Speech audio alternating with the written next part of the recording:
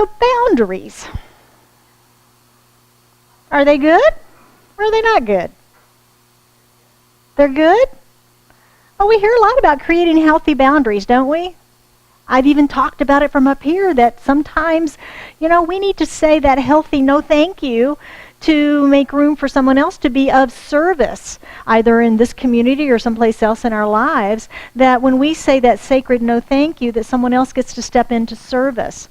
So setting those kinds of boundaries might be good. And, I went to the Grand Canyon to that overlook the Sky Bridge. Remember that? I've told the story about my sister. But I can't imagine walking out there without the guardrails on the side. Those are like boundaries too, aren't they? Little guardrails on the side. It's glass on the bottom, it's glass on the sides, and you're kind of hanging out over the canyon. And yeah, it's kind of cool, but I can't imagine without the rails. I can't imagine driving across the Golden Gate Bridge without some guardrails.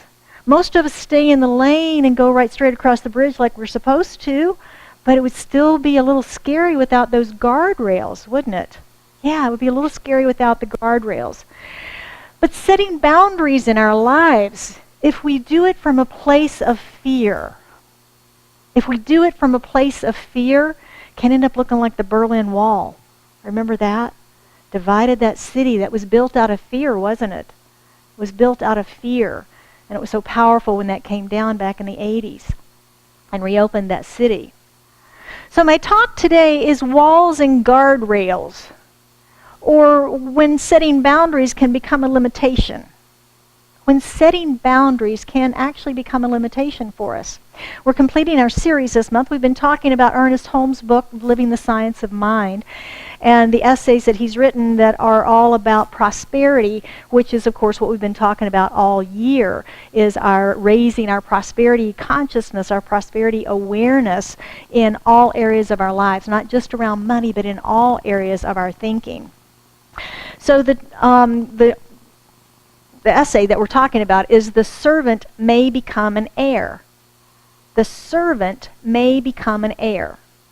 Now, you may have seen some movies. They're kind of old, but one was called Working Girl. Remember that from the 80s? Made in Manhattan. Remember that one? Or perhaps even Pretty Woman. Many of us may have seen that movie. And they all follow a similar storyline, don't they? A working, common, energetic young woman working her way through life in maybe not an executive position necessarily, but she meets a man that's very successful and she helps him out with something. He needs something done and she helps him out, and then they fall in love and they live happily ever after. It's kind of a Cinderella story, isn't it? Yeah, it's kind of a Cinderella story. You may be familiar with people who have inherited estates that they didn't know they were any part of. There's one right now in England, a woman by the name of Stella Knott Phillips.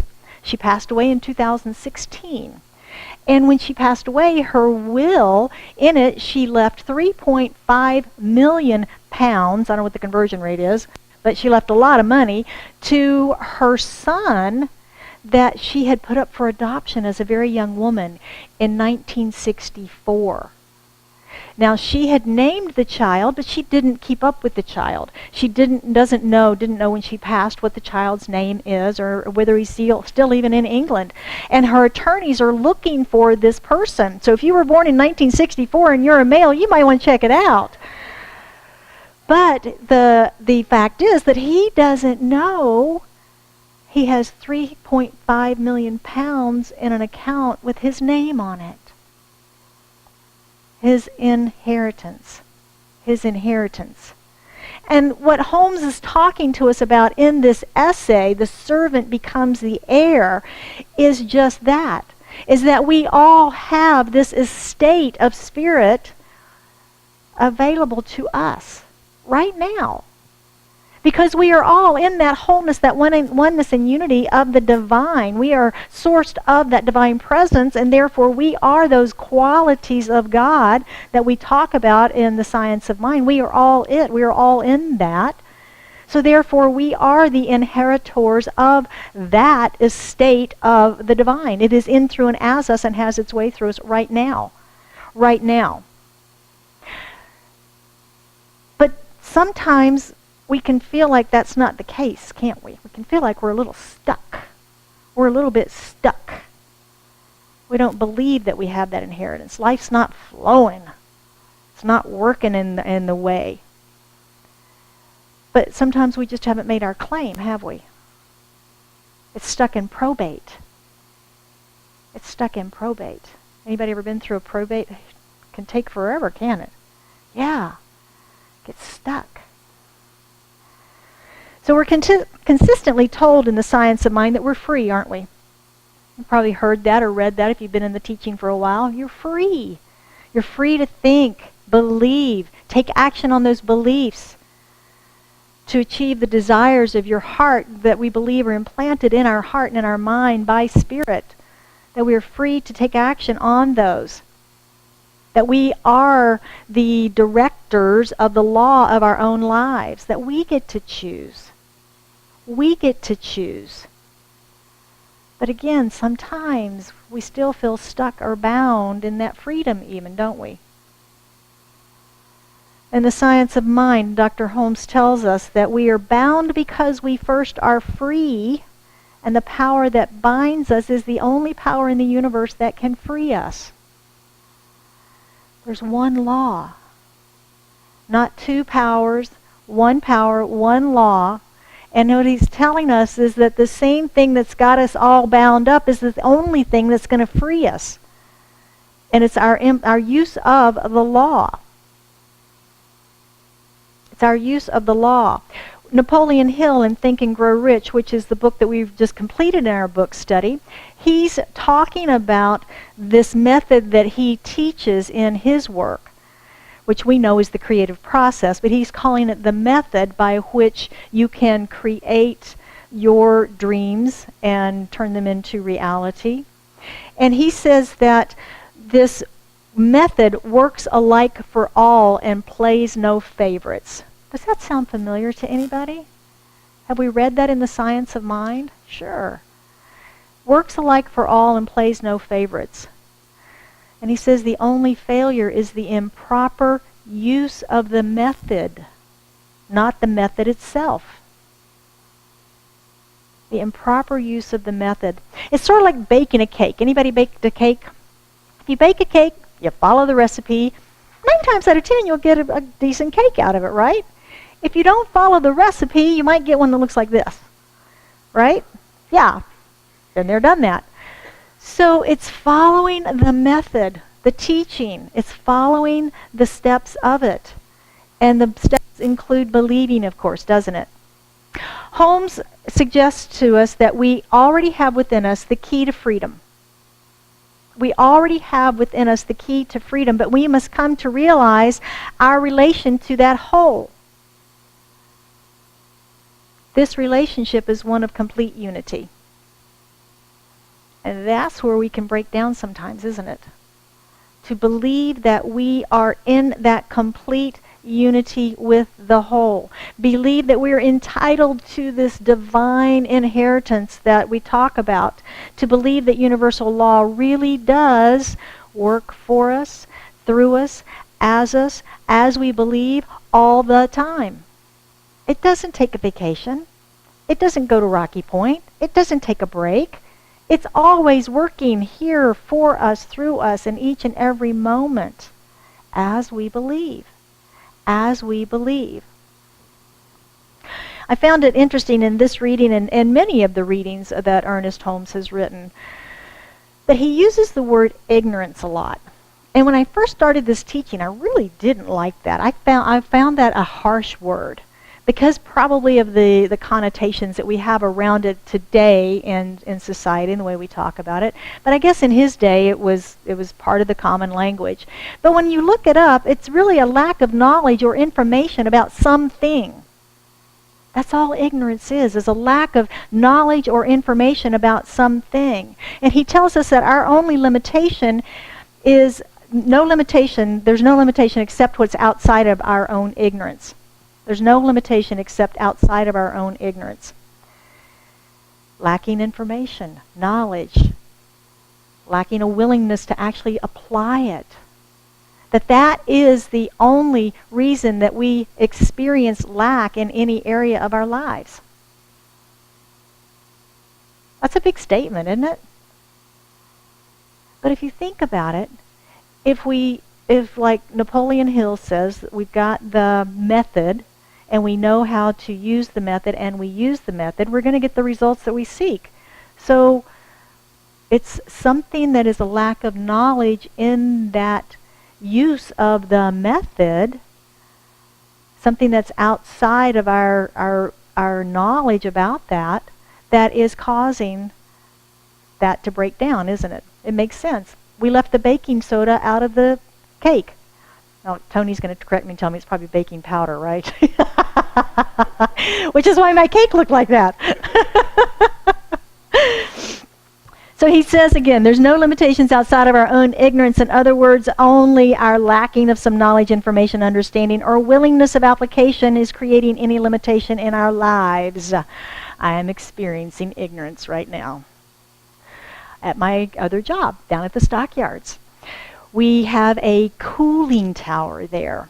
And it's been in place for about 13 and a half years. According to the experts, it should last in Arizona between 10 and 15 years. So we're right where we should be. It's almost June in the desert, and it's failing. And these things take between 6 and 8 weeks to be manufactured because they're big, huge, custom deals. I am ignorant about cooling towers. I don't know anything about them. I know where it sits. I know the general things that have to happen, but I don't know any of that technical stuff about them. But even though I'm in that place in ignorance, that will not prevent me from using my resources, right? It won't prevent me from using the resources that are available to me to be able to give the owners my best recommendation as their asset manager on spending about $155,000 on this replacement monster. We have to order it. It takes 6 to 8 weeks. It's going to take a team to install it. We have to coordinate everything. And I don't know how to do that. So what I have done is used where I do have some smarts around the idea of pulling together a team of people who do know about those things. I have a property manager who has replaced units on other properties, so he brings knowledge, doesn't he? I have subcontractor references and checked out their qualifications, and they have come in and given us proposals that we can compare and contrast. I don't know what they say. So I went back to the engineer that designed the original system that we put in 2000 and whatever it was, 2004. And I lean upon his expertise to evaluate those proposals for the technical components of it that I am ignorant to. And then he helped us with the subcontractors and the vendors and making the best selection of which model to go with. So by pulling together that team, I'm no longer completely ignorant about cooling towers. And I can make the recommendation to the ownership about this investment that we want to serve us well for another 10 to 15 years at this property. Because I tell you, when 50,000 square feet of tenants don't have cooling in July, they are not happy campers. They are not happy, including me, because I office there too sometimes. So you can see how this works for us, that even though we may be ignorant, as Holmes says, his word, lacking knowledge in some area, we have resources available to us that we can pull in to be able to have that, like we've just been talking all month, last month, about the mastermind, which is the universal mind, which is the unity and the oneness and the wholeness of spirit, that we're all connected in at all times anyway. But we can tap into and connect into that mastermind. I've got a mini mastermind group to put together the cooling tower package. How cool is that? How cool is that? And you too can do the same thing. So I would invite you to think about this as it applies to your life. To some area of your life where you may feel like you're in struggle, strain, stress, that it's just not working and just not flowing. Maybe it's in finance. Maybe it's in employment or creativity. Maybe it's in some relationship with family or friends or a coworker. Maybe it's in health. Maybe there's health challenges. Maybe there's a spiritual crisis. Whatever there may be in your life that you're feeling the experience of misalignment perhaps. What knowledge, information, willingness to apply principle is missing from that equation, that is missing from that situation? That maybe you can reach out and pull in support for. We have these beautiful beings of light and love in this community called prayer practitioners that are there for you to bring you that sort of support. And there's many, many other ways of support. You know, just talking to anybody in this community, of course, will be supportive to you. So have you heard of Deepak Chopra? He's somewhat popular. And his teaching about the field of infinite possibilities. And that's really what we're talking about, is this idea of the field of infinite possibilities. And I love how he brings together spirituality and science, because he's talking about quantum science, and he talks about God. He talks about spirituality, and he's bringing those together for us. And it's like Holmes used to say, when religion and science walk hand in hand and stop fighting like they did for so many centuries. And we're seeing that more and more today, I believe, in our society, where science is proving the beliefs of spirituality that have been believed for centuries. And I think that that's what Holmes was talking about, that field of infinite possibilities back in the 30s and 40s, but he was using the language of his day because we hadn't yet discovered all of that we have today. And he said that we are unlimited spiritual beings who live in a field of infinite choices and possibilities. Do you believe that? Do you believe that you live in a field of infinite choices and possibilities? And we've talked about that. Sometimes it doesn't feel like we have unlimited choices because we're already aware of what we believe the result of the choice will bring, and we're unwilling to experience that, right? We're unwilling to experience that. But the fact of the matter remains is that we still have those choices available to us. We're just eliminating some of those through what's going to serve us and those around us.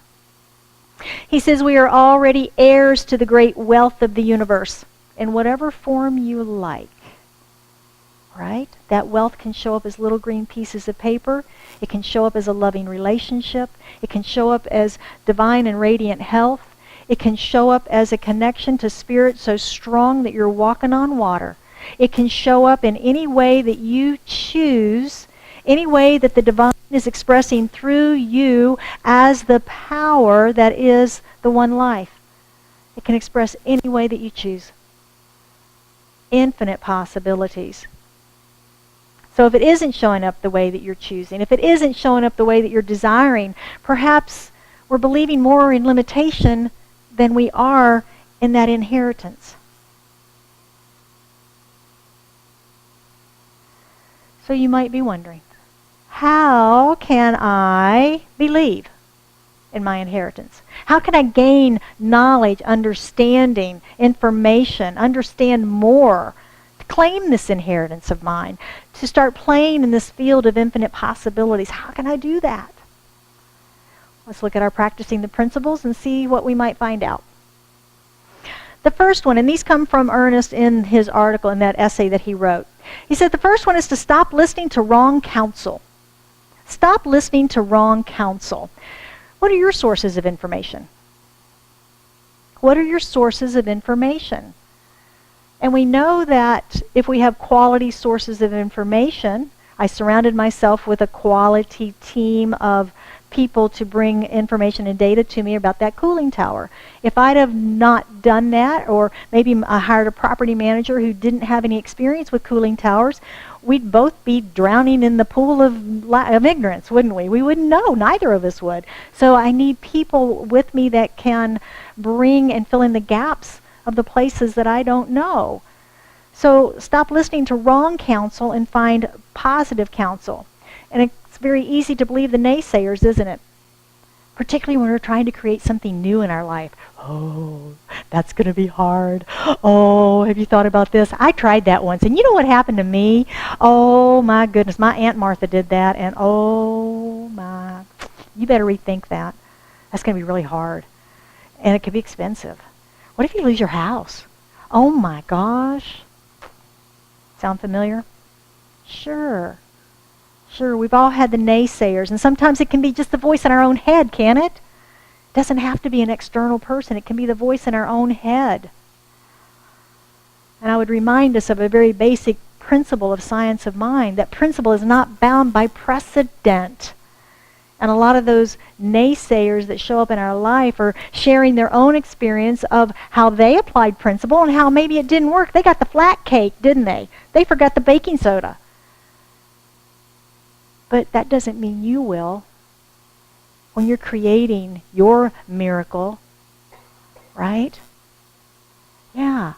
Surround yourself with positive people, positive community like this one. Fill your mind with inspirational materials. Listen to people who support you. Find your own mastermind group of people that support your dream, support your vision. Believe in the miraculous occurrences on a daily basis like you do. Number 2, stop accepting false evidence. Imagine yourself as a trial lawyer. You ever watch those shows on TV where the lawyers go at it in the courtroom? There's one on Netflix called Reckless right now. It's a real cute one about Charleston, South Carolina, 2 attorneys that a guy and a girl, and of course there's a little romance thing in the background, but it's about what they do with the evidence. You know, there's a lot of circumstantial evidence, and one of them is just really pounding the drum of that circumstantial evidence, and the other one's tearing it down and saying, no, no, no. They're good at that. They're good at that. But when we are looking at the false evidence, when we're believing the 5 senses that we have, we can be led astray, can't we? We can be led astray. If you've ever experienced an eyewitness account with someone else and compared notes and wondered, what were they looking at? Right? Because we all see and experience through our 5 senses, but through our own perspective, don't we?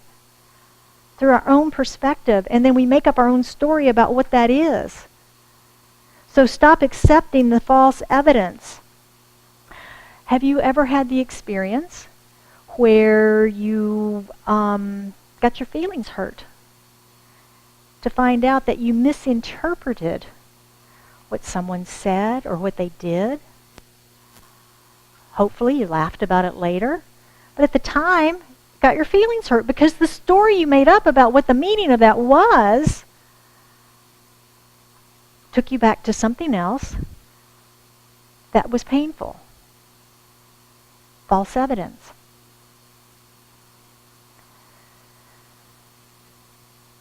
I think about the Facebook stuff. Anybody been following that?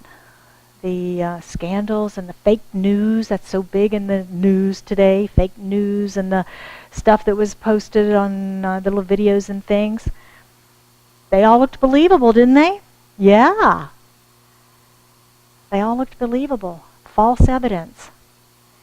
Even though we do not know the motivations, the intentions of the people that are putting that stuff out. Same is true in our lives. Number 3, accept your inheritance. Make your claim through prosperous thinking. Make your claim through prosperous thinking. It's the start of believing, isn't it? When we can get ourselves to that expectation that the universe supports us and that we live in an abundant and prosperous universe and that it is here for us. It is the Father's good pleasure to give us the kingdom if we but claim it, if we but believe it, and we but receive it. Imagine yourself suddenly made aware. When service is over, you check your cell phone, there's a message that says, "Hello, we've been looking for you. You are the proud owner of this estate of $3.5 million. How would you feel? what would you do? How would you receive it? Would you be skeptical? Probably, right? But after checking it out and finding that it's true, how would you feel? And can you hold that feeling and that knowingness that that is the truth of who you are as a spiritual being, that that's already here for you with your name on it, available to you? How much of your estate is still in probate? Yeah, set it free. So now is the time, today is the day, let's unlock that estate, that inheritance that awaits you. Just open it up. Belief in your unity, your own wholeness, because that's where it starts, is knowing that we're all in that one, all in this field of infinite possibilities and playing.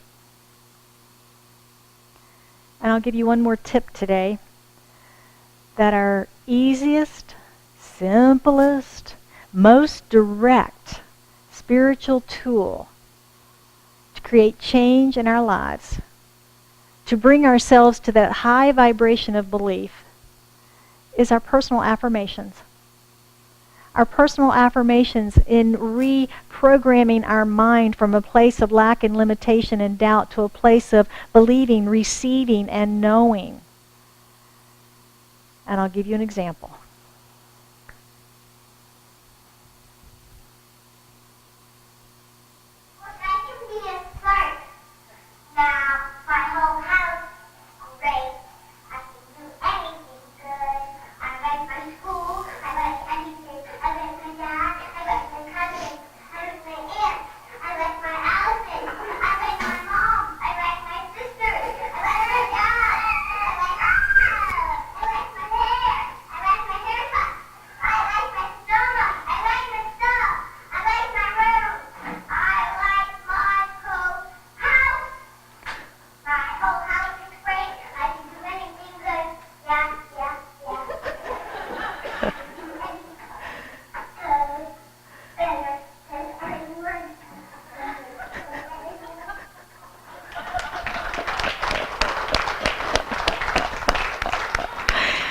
I can do anything good and better than anybody else. Imagine starting your day, every day, with that level of knowingness, affirmation, vibrating at that high level. Can you imagine?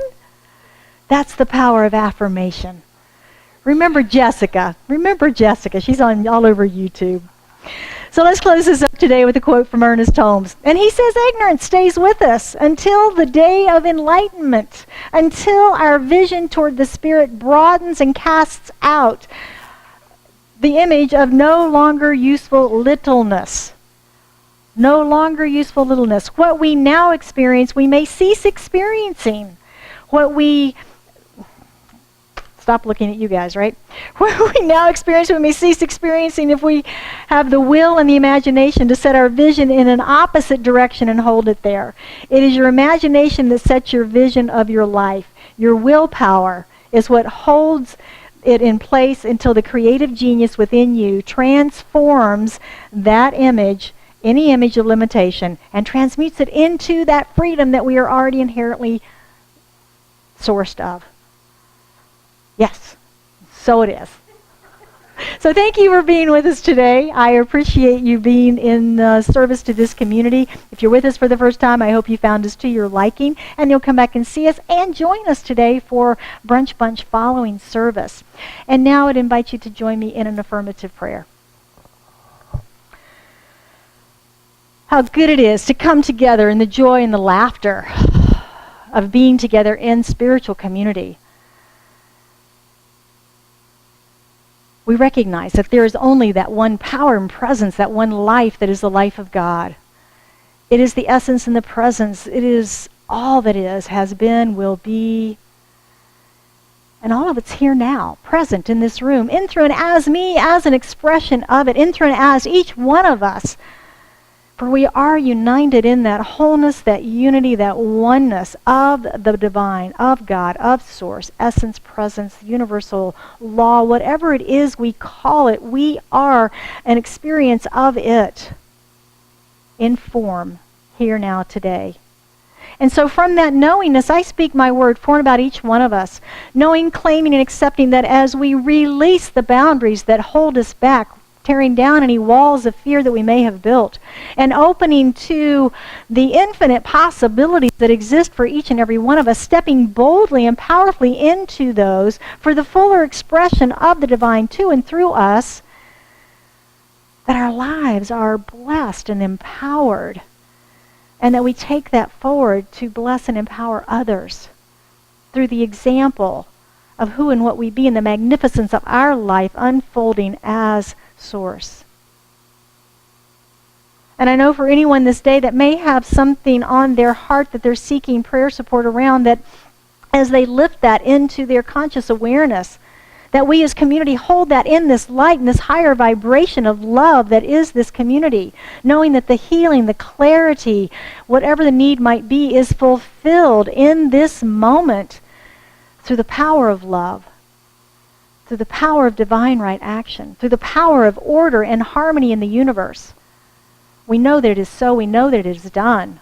And it is with great gratitude that I simply place this into that activity of law, into the action of the law, knowing that it is already done, knowing that it is already complete. And we affirm together, and so it is.